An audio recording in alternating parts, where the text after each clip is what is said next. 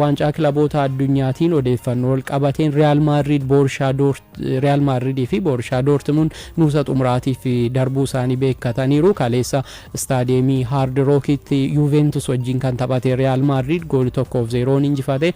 Gonzalo Garcia goolii daqiiqaa 54 irratti addaanitti bu'ee galcheen kan Real Madrid injifate. Kubbaa kana Trent Alexander-Arnold mijeessee kan laatee fi kubbaan inni qarqara mirgaarraa dhiiteef miilaan dhiite jechuun waanuma harkaan geessee adda isaarra kaa'ee fakkaata. Baay'ee mijataa, baay'ee kubbaa hawwattuu turte. Kubbaa kana addaanitti bu'ee Gonzalo Garcia kan inni galche. Arnold tapha arfaffaasaa walitti aansee Real Madridiif jalqabarraa hiriireera. Xavi Alonso akkuma dheengadda raawwate mala taphaa ittisa shaniin itti fayyadameera 5-3 jechuudha. Garuu boqonnaa dura taphattoota Juventus tapha deebii isaaniitiif saaxilamaadha kan ture. Inumaayyuu Randol Kolomuani goolii egaa Real Madrid Thibaut Courtois wajjin walitti dhufe goolii galcheennaa jedhamu goolii gubbaarraan dagalee goolii gubbaarraan kubbaa inni deebise kan eeramudha. Boqonnaa dura garuu gama Real Madridin Jude Bellingham akkasuma immoo Valverden yaaliiwwan babbareedaa taasisaniiti kan isaan turan. Boqonnaa boodas Bellingham dabalate Dian Huijsen gooliiwwan dabalataa carraawwan itti galchan otoo ittiin fayyadamin hafaniiru. Gonzalo Garcia kaleessa goolii kan galche jechuudha. Goolii erga galchee daqiiqaa 14 booda naannoo daqiiqaa 68 irratti jechuudha. Kylian Mbappeen jijjiiramee baheera. Mbappeen erga dhibee garaachaatiin yaalamaa wal'aanamaa ture booda tapha jalqabaa isaati kaleessa kan inni taphate jechuudha.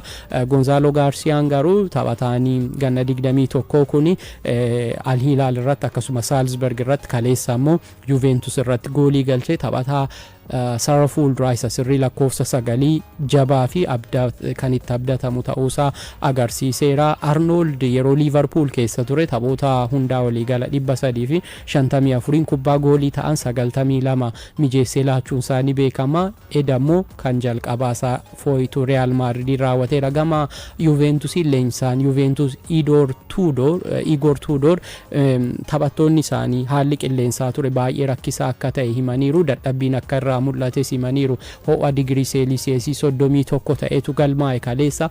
Taphattoota 11 dirree keessa galche keessa taphattoonni 10 yeroo garaagaraa irratti na jijjiirii baasii jedhanii na gaafataniiru jechuudhaan haala ulfaataa keessatti taphachuu isaanii beeksisaniiru. Gama biraatiin tapha biraatiin jechuudha gara barii kana irratti tapha morkatameen Borussia Dortmund kilaba Meeksikoo Monteeri gool 2-1 injifateera. Gooliiwwan lamaanuu Sergio Guraasiidha daqiiqaa 14ffaa fi 24ffaa irratti kan galche. Gool lamaanuu ammoo mijeessee kan kenneef Karim Ademiiti. Gidduutti qophii Simbiraan geenya taphataa duraanii Arsenal Santi Cazorla kilaba ijoollummaa Oviedo tibba kana gara waggaa 24 booda jechuudha gara Bundesliga gara liigii Spain isa guddichaatti La Liga Spainitti guddiseera.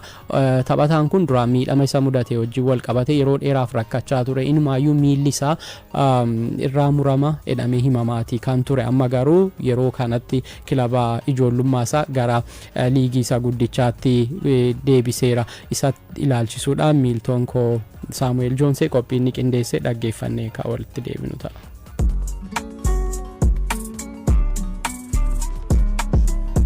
Ilisa raajii hojjechuuf kan uumaman fakkaata. Bitaa fi mirgaan kubbaa taphachuu danda'a. Dirree kubbaa miilaarraa dhabamuu hin barbaadu. Yeroo muraasa gidduutti miira deeggartootaa taphataa booji'eedha. Seequun fuula isaarraa hin dhabamu. Duuba seequu isaa kana garuu jabina amanuuf rakkisaa ta'etu jira. Miidhama irra deddeebiin isa mudateen kubbaa miilaa taphachuutti deebi'uu miti. Miilli isaayyuu cituu danda'a jedhamaa turus inni garuu umurii isaa 40 kilaba ijoollummaa isaa Segundarraa gara La Ligaatti guddise. Santiago Cazorla Gonzalez almost finds Giroud. Now an opportunity for Santi Cazorla. Monreal now cuts it back. Cazorla!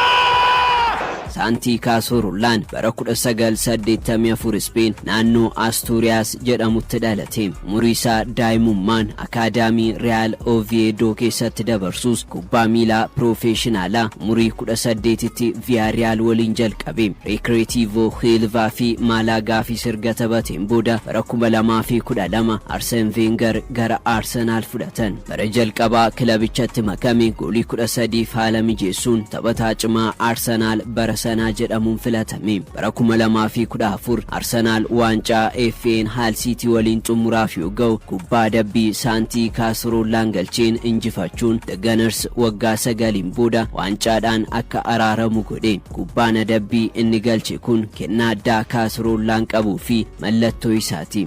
Santi Cazorla, not a bad strike. What a goal that was! Arsenal are back into the tie, and it's Santi Cazorla with a wonderful free kick.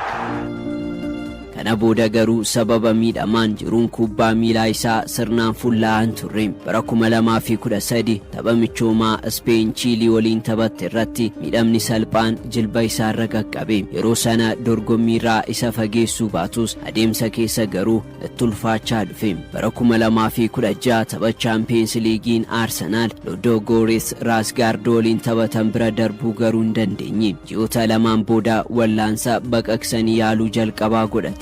Yaalii kanaan qofa fayyuu hin dandeenye. Kana booda walittaansuudhaan yaalii baqaqsanii yaaluu yeroo 8 koronyoo isaarra godhachuuf dirqame. Kana gidduutti wanti namni kamuu hin yaadne mudate. Bakka irra deddeebiidhaan wallaansa baqaqsanii yaaluu godhate hiddi koronyoo miila isaa mirgaa baakteeriyaadhaan nyaatame. Sababa kanaan foon koronyoo isaarra jirurraa seentimeetira 8 hanga 10 soquun haxaa'uun barbaachise. Ogeeyyiin fayyaa hedduun miidhama walxaxaa akkana argine hin beeknu jedhan. Wallaansa baqaqsanii yaaluu dadhabsiisaa ta'een booda oduun abdii isa kutachiisutti himame.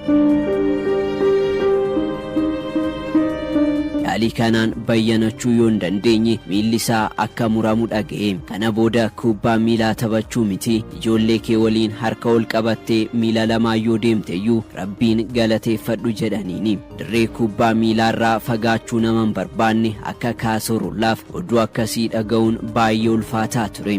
Yeroo kubbaa miilaa isaan albee ogeeyyii fayyaan yeroo 14 qaamni isaa kan murame Santi Cazorlaan abdii hin muranne. Inni kun yaalii xumuraati. Yaaliin farra baakteeriyaa godhamee fi harka isaa mirgaarraa bakka maqaa mucaa isaa dubaraa Indiyaa itti tumateerraa immoo gogaan isaa irraa kaafamuun miila isaa madaa'ee fi waggaa tokko oliif halkan mala'aa buluutti haguuggamuun hodhamee fi amma maqaan Indiyaa harka isaa irratti tumate ture miila isaarra jira. Waggoota lamaan kana keessatti dandamachuudhaaf kophaa isaa gara magaalaa Spain Salamankaa imale. Adeemsa keessa Santi Cazorlaan miidhama kanarraa bayyanachaa dhufe. Xumura irratti guyyoota dararaa ifaajii abdii horachuu amantii fi jabinaan guutamee 636 booda miilaan deemuun isaayyuu gaaffii keessa galee kan ture Santi Cazorlaan irra deebiidhaan hidhannoo keelloo warra Villarrealin gara dirree kubbaa miilaatti deebi'e.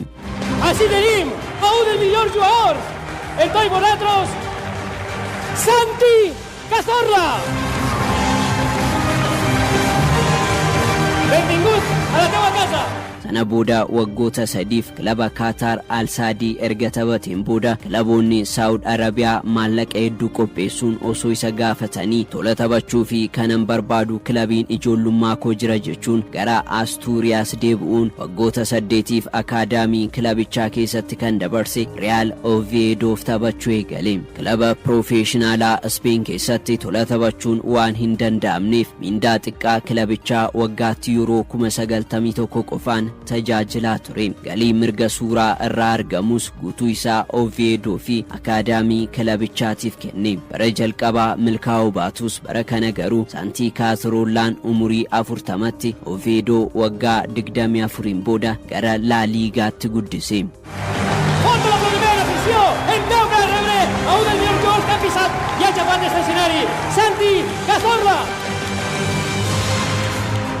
Bara kana Taphoota 35 kilabichaa taphachuun goolii 5 galchuudhaan goolii 5f haala mijeessuun taphataa murteessaa ture. Tapha xumuraa marsaa mo'atanii darbuu seegundaan Oviedoon Mirandes waliin taphateen dura jiruu kubbaa miilaa kun inni kun anaaf tapha murteessaadha jedhe. Oviedoon goolii 3-1 Mirandes injifachuun La Ligaatti yoo guddatu Santi Cazorlaan goolii 1 galcheera. Bara 2012 Oviedoon rakkoo faayinaansiin yeroo diigamuuf dhiyaate qabatee tures kaasrollaan ijoollee Astuuriyaa Huammaataa fi Michuu qindeessuudhaan galii walitti qabuun kilabicha baraare. Kufee ka'us jaalala kilaba kanaaf qaburraa ka'uun mindaa xiqqaa argachaa kaasrollaan Oviedo La Ligaatti deebise. Milkiin kun taatee miidhagduu jireenya kubbaa miilaa koo xumuraati jechuunis dubbate. Santi Cazorla Gonzalez. Santi Cazorla, not a bad strike. What a goal that was! Arsenal are back into the tie, and it's Santi Cazorla with a wonderful free kick.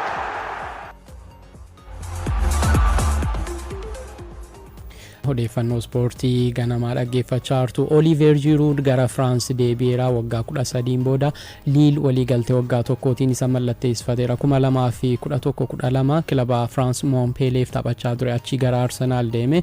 Barana kilaba Major League Soccer Ameerikaa keessa taphachaati kan inni ture. Amma gara France deebi'uun isaa himameera. Arsenal keessa waggaa 6 tureen taphoota hundaan goolii 100 ol galcheera. Achi Chelsea dhaqee ammoo 2021 waancaa Champions League injifate. bakka deeme hunda Arsenalin alatti jechuudha. Waancaa suufaa Arsenal keessattis waancaa FA England injifateera. Garuu AC Milan dhaqee waancaa Serie 2022 injifatee garee biyyaalessa France wajjin 2018 waancaa addunyaa injifachuun isaa ni yaadatama. Amma Liliif waliigaltee waggaa tokko mallatteesseera. Alexander Lacazette ammoo gara Saudi Arabia dhaqeera. Kilaba Saudi Arabia Neom jedhamuuf kan inni mallatteesse waliigalteen isaa Lyon wajjin qabu waan xumurameef taphataan ganna 34 taphataan duraanii Arsenal kun kan inni gara Neom deeme. Achi keessatti ammoo Lyon keessatti waliin taphachaan kan ture Said Benrahma taphataa duraanii Lyon jechuudha. Isaa wajjin achi keessatti wal argu jechuudha. Maatiin Silvio Berlusconi ammoo kilaba isaanii AC Monza gurguraniiru. Kilabichi Serie A Itaaliirraa gara Serie B'tti bara dorgommii xumurame kana bu'uun isaanii yaadatama. Silvio Berlusconi kubbaa miilaa Itaalii akkasumas siyaasa Itaalii keessatti nama jabaa turanii erga isaanii gorora liqimsaniin booda garuu kilabni Serie A keessatti isaan guddisan kun AC Monza jechuudha. Gahumsa duraan yeroo isaan lubbuun jiranutti deebi'uu hin dandeenye barana gara Serie B'tti bu'e. Achi ammoo maatiin Silvio Berlusconi kun kilaba kana AC Monza jechuudha.